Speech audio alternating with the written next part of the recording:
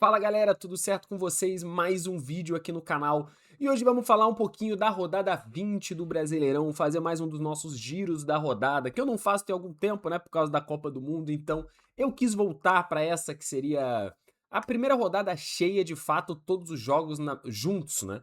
Porque a gente teve a rodada 19, que já aconteceu meio que no pós-Copa, mas na verdade não foi bem assim, né? Porque tiveram jogos dia 16 e jogos dia 23. Então fica meio confusa a questão da 19ª rodada. Essa 20ª que foi que a gente teve agora no final de semana, finalmente foi uma rodada padrão. Tivemos jogos sábado, tivemos jogos domingo e a rodada acabou, como deve ser. Então eu queria falar um pouquinho, né, sobre ela, sobre alguns dos jogos, o que rolou e tudo mais, porque eu acho que tem histórias interessantes e já temos aí uma visão, já deu para ter uma visão, considerando essas duas rodadas, né, de como é essa volta da Copa do Mundo para a maior parte dos times, porque é aquela coisa, né, antes da Copa a gente tinha basicamente completado todo o primeiro turno, porque ainda tem alguns jogos que estão faltando, que estão devendo e tudo mais, mas virtualmente o primeiro turno do Campeonato Brasileiro foi completado. E a gente tinha uma noção de como os times estavam. Times estavam bem, times estavam mal, times estavam mais ou menos. Times com boa projeção e times com má projeção. Voltando da pausa, que tivemos aí mais ou menos 2 meses entre férias, descanso e treinamento e alguns amistosos, para ver como é que esses times voltaram, né? Porque podem ter grandes mudanças. Tem jogador que se recuperou de lesão, tem jogador que se lesionou, né? Times que teoricamente treinaram e agora estão mais organizados. Pois é, a gente não sabia disso. E agora com 2 rodadas dá pra ter um pouco uma noção. Então, começando, né, eu vou pegar a ordem aqui dos jogos, a ordem mais ou menos cronológica, né, pra dar uma passadinha neles, e aí eu vou falando as coisas que eu considero mais interessantes. Então, começando então com o Atlético Paranaense Internacional, né. Cara, eu acho que aqui, ó, a grande história, né, foi 2-0 para o Atlético em casa contra o Inter, e representa uma continuação do trabalho desses 2 times do início do ano, né. Na verdade, nada mudou. A gente teve 2 meses de treinamento, o Atlético Paranaense continua bom, continua bem treinado, e o Internacional continua um catado em campo. Não teve mudança nenhuma, né. E assim, é um pouco impressionante, tanto para o bem quanto para o mal, porque o Atlético Paranaense voltando da Série B, ninguém esperava que ele tivesse com uma campanha que atualmente está dentro do G4. É uma campanha muito, muito forte do Atlético, que tudo bem, ele ganha e perde muito, né, tipo assim, por exemplo, o Flamengo tá em segundo e tem 3 derrotas, o Atlético tá em terceiro e tem 6 derrotas, é o dobro. Só que empata pouco, né, o Atlético ganha bastante. É um time que é feito para vencer, digamos assim, e acaba ficando um pouco exposto às vezes. Mas, cara, tá completamente acima da média já. Eu não acho que o Atlético Paranaense vai ficar até o fim do campeonato no G4, nem G6, nem nada. Só que só de já ter somado 36 pontos, cara, já tá tranquilo. O objetivo do Atlético era não cair de novo, como normalmente é o objetivo de todo time que sobe da Série B. Isso pra mim o Atlético já cumpriu. E agora, cara, ele vai tentar brigar aí por uma vaga de pré-Libertadores que é possível sim. Então só reforça, né, o quão forte tá esse ano do Atlético Paranaense, com um time meio alternativo, né? O Atlético, por exemplo, tem o Viveiros, que é um bom jogador, tá se provando um bom jogador, mas não tinha esse renome todo quando chegou no time, né? O Leozinho, que tá chegando do futsal, é um cara que jogava futsal, ele foi campeão, um cara, assim, foda no futsal, e tá fazendo a transição pro futebol de campo, e agora tá começando a se destacar. Então, são coisas interessantes, são histórias legais que estão aí no Atlético Paranaense. Em compensação, cara, o Internacional tá vivendo uma draga que é complicada, tá? Complicada. O Inter, nesse momento, tá em 16º, empatado em pontos com o Vasco, que é o 17º, e com o Remo, que é o 18º, e só um ponto acima do Mirassol, que é o 19º, cara. O Internacional, na próxima rodada, pega o Flamengo. Em casa, né? Pega no Beira-Rio. Mas vai ser um jogo difícil, independentemente. Se perde, existe uma chance gigantesca de entrar na zona de rebaixamento e se afundar lá dentro. E assim, é uma situação que parece. Tem alguns times que estão nessa mesma draga do Inter, né? Mas parece estar meio abandonado, cara. É um time que tem um elenco duvidoso, é um time que não tem dinheiro. A torcida parece que meio que abandonou porque não vai no estádio, estádio vazio, sem muita empolgação. E o Inter já estava assim antes da parada da Copa, né? E agora na volta da Copa continua a mesma coisa. Parece que nada mudou. É realmente impressionante. O caminho do Internacional é muito difícil esse ano, cara. Muito difícil. É um candidato forte a cair. Bem, bem forte. Se você considerar que em 20 rodadas o Inter tem só 5 vitórias, cara, vai ter que melhorar essa performance. Porque se continuar desse jeito, não vai dar. O segundo jogo, que foi no mesmo horário, no sábado, né, entre Santos e Chapecoense, que acabou em 2-2, que eu acho que passa recados muito parecidos com o que eu acabei de falar do Inter, né? O Santos, ele só tem 1 ponto a mais do que o Inter, com 22 pontos, tá em 14º, corre risco seríssimo de queda, né? Assim como o Inter, Vasco, Grêmio, esses times grandes que estão lá embaixo na rabeira, né? Correm muito risco, cara. É outro time que não tem dinheiro, tá devendo mais de mês de salário pro elenco, tem um monte de conflito interno que envolve o nome do Neymar, né? A gente tem confusão semanalmente no Santos, semanalmente, se não diariamente, porque às vezes é todo dia que sai notícia, né? É Neymar brigando com um atleta dentro do vestiário, é salário que não é pago, é confusão em rede social, é presidente que fala, é reforma da vila, que os caras colocaram aquele degrau lá no meio do degrau para tentar ampliar o nível de pessoas que podem caber dentro do estádio. Assim, um negócio mambembe. O Santos é outro clube que tá lutando seriamente para cair. Parece que assim, mas parece que quer, sabe? O Santos já caiu recentemente, subiu e pelo visto tá querendo voltar, porque tá fazendo tudo errado, assim como, né, o Inter, por exemplo, para voltar para a Série B. É verdade que assim, só tem 4 espaços, né? E parece que tem mais time querendo cair do que espaço para cair. Mas é um cenário caótico. E, de novo, o Neymar ele fez os 2 gols do time, e mesmo não estando nem perto de ser o Neymar, que já foi qualquer outrora, né? Assim, ele ainda é o cara que decide jogos pro Santos. Isso é péssimo para o Santos. Porque um time que depende de um Neymar, que é envolvido em um monte de polêmica, né? Que tá aí numa situação que ninguém sabe se vai ficar ou não no Santos por quanto mais tempo. É um cara que fisicamente já não consegue responder da mesma forma.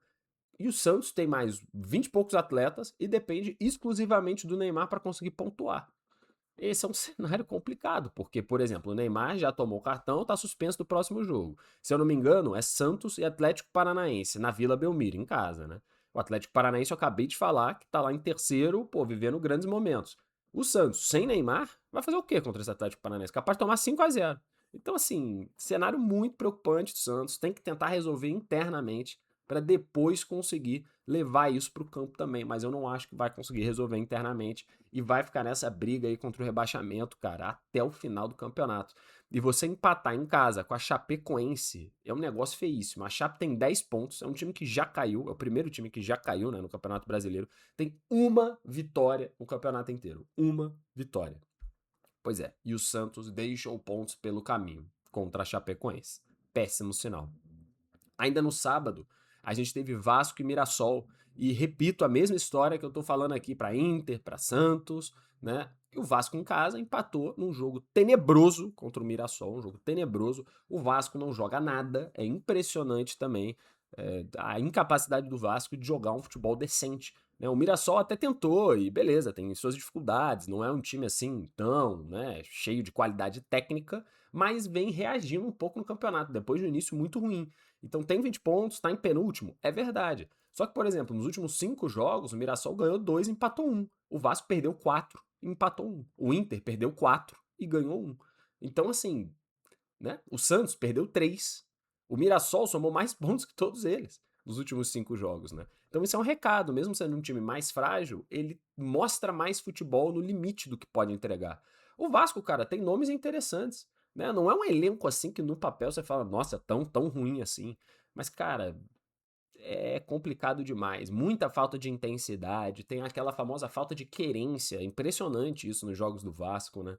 Os jogadores não sei se estão querendo tanto assim reverter essa situação, né? E, cara, é um cenário muito difícil, porque tá com todo o imbróglio da SAF, o Vasco não tem dinheiro e tem esse negócio do o dinheiro tá chegando, a SAF tá vindo aí, mas não chega. A gente já tá entrando em agosto e a SAF ainda não chegou. E esse processo ele demora um pouco para acontecer. Então, mesmo que tudo seja assinado, etc., por exemplo, em agosto, o aporte demora um pouco para cair. E aí vai cair e já vai faltar o quê? Um mês de campeonato? 2? Não dá para contratar ninguém, não dá para contratar ninguém no meio assim, no meio do segundo semestre, né? Não tem nem janela para isso. Quem que vai trazer? Então, assim, o ano do Vasco já tá meio condenado.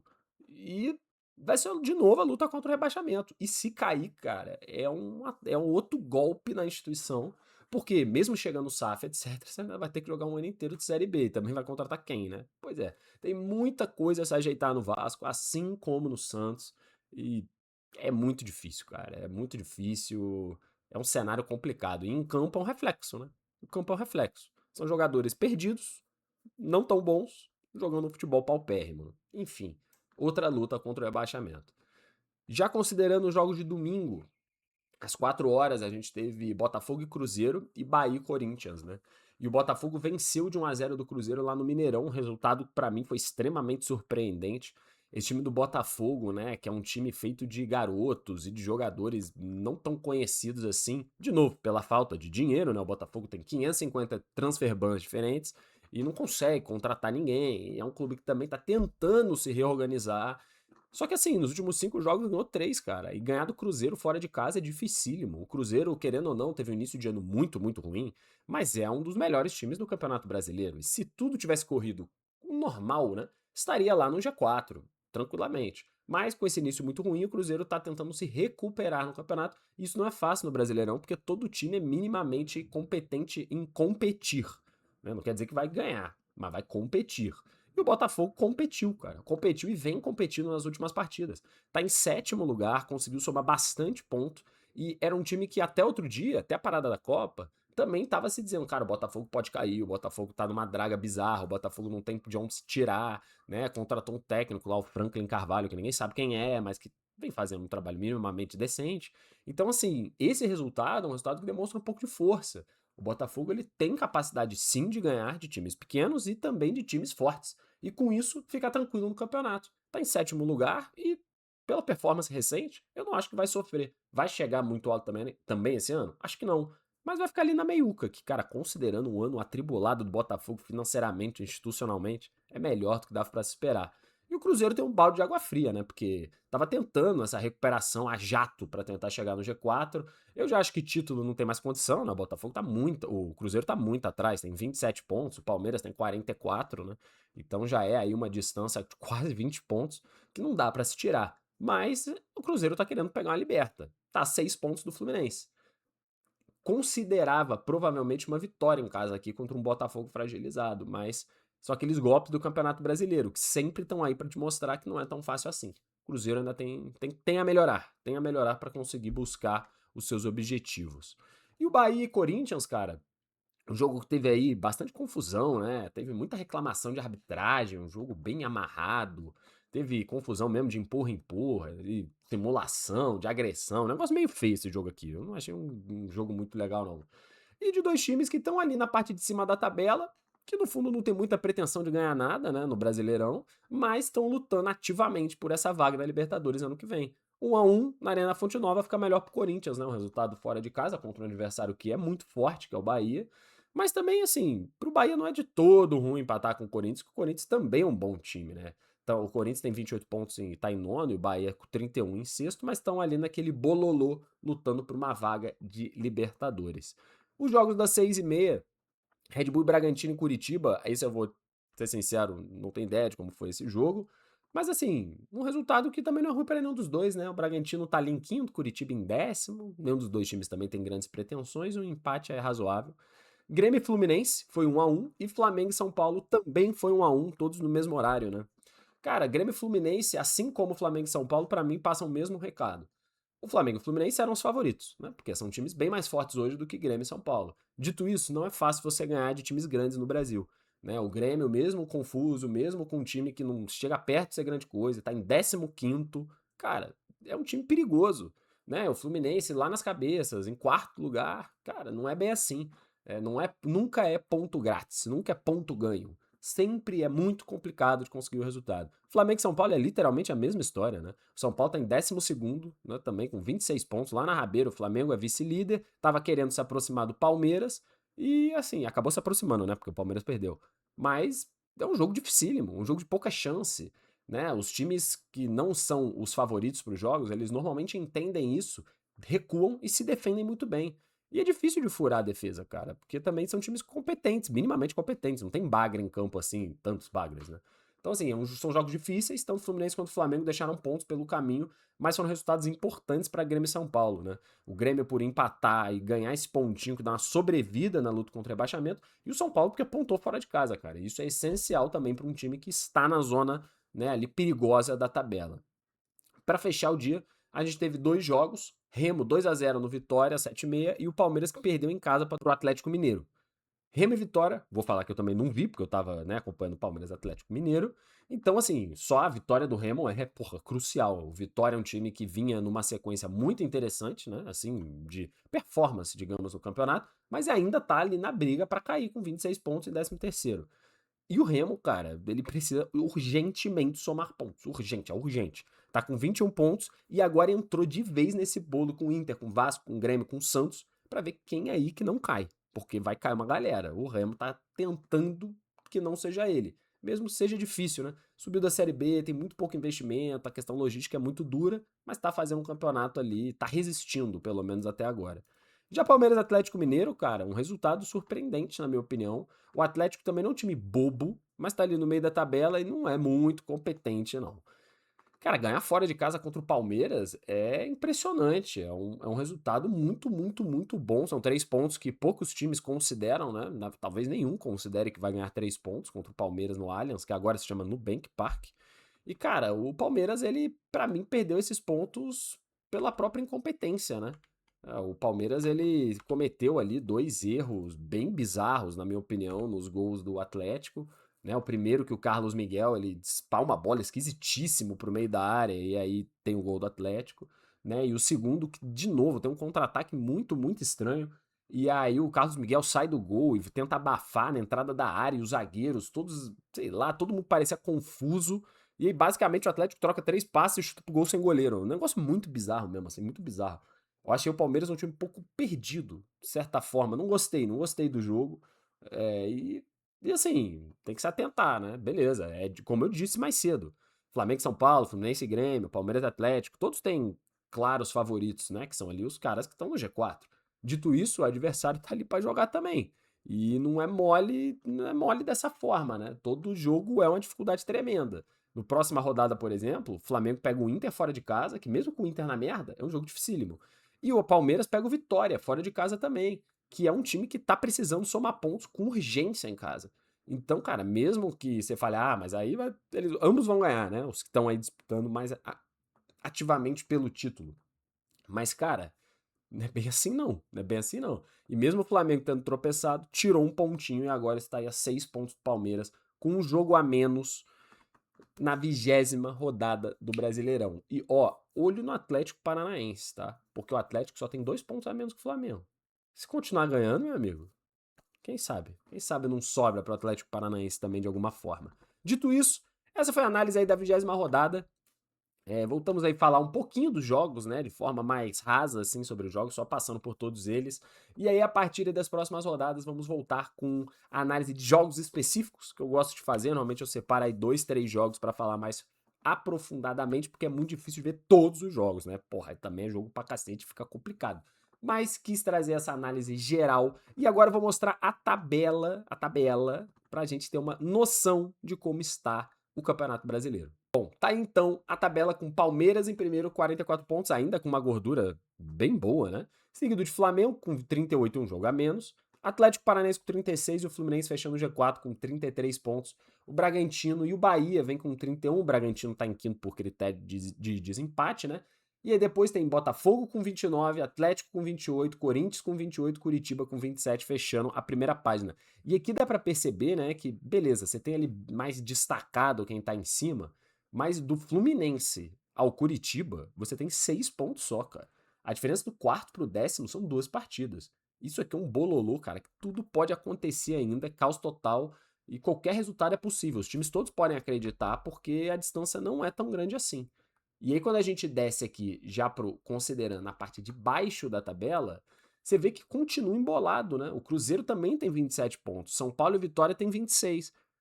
A partir desse ponto é aquela zona meio cinzenta, né? De um time que tá perto do rebaixamento e ao mesmo tempo não tá muito longe do G4, né? Tipo São Paulo, Vitória. E depois já tem um saltinho de 4 pontos para quem realmente está lutando contra o rebaixamento, que é o Santos e o Grêmio com 22 pontos, o Inter, o Vasco e o Remo com 21, o Mirassol com 20, a Chape com 10. A Chape já foi, não vai ter força para reverter, mas de novo, do Mirassol, que é o 19º, até o Santos, cara, que é o 14º, existe uma diferença de 2 pontos só. Uma rodada muda completamente a tabela. E dá pra perceber que esse é um campeonato meio achatado, né? Às vezes a gente não tem muito isso, mas esse ano tá muito assim. Você tem claramente um grupo que tá ali na rabeira lutando pra não cair, e você tem um grupo acima dele lutando mais pela uma Libertadores do que pra cair. Óbvio que dá pra rolar umas mexidinhas nessa galera meio no meio termo, mas já tá meio dividido aí quem vai lutar pra cá e pra lá. E nesses grupos tudo tá muito próximo, tudo tá muito junto, e a gente viu com nessa rodada, né? O líder perdeu para quem tá em décimo, o vice-líder perdeu para quem tá em 12º. Então, assim, o campeonato ele tá ainda completamente em aberto para considerar qualquer coisa, menos a vaga da Chape, que já caiu de fato.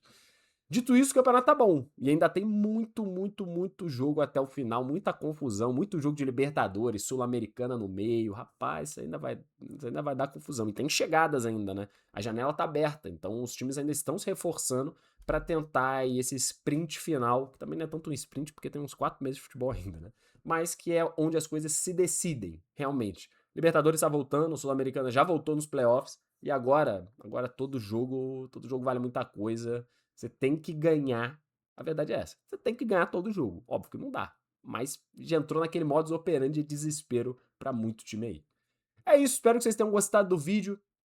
Tá entregue então a nossa análise da 20ª rodada. Voltaremos essa semana para falar mais aí sobre o nosso querido futebol brasileiro. Beleza? Um forte abraço e até o próximo vídeo.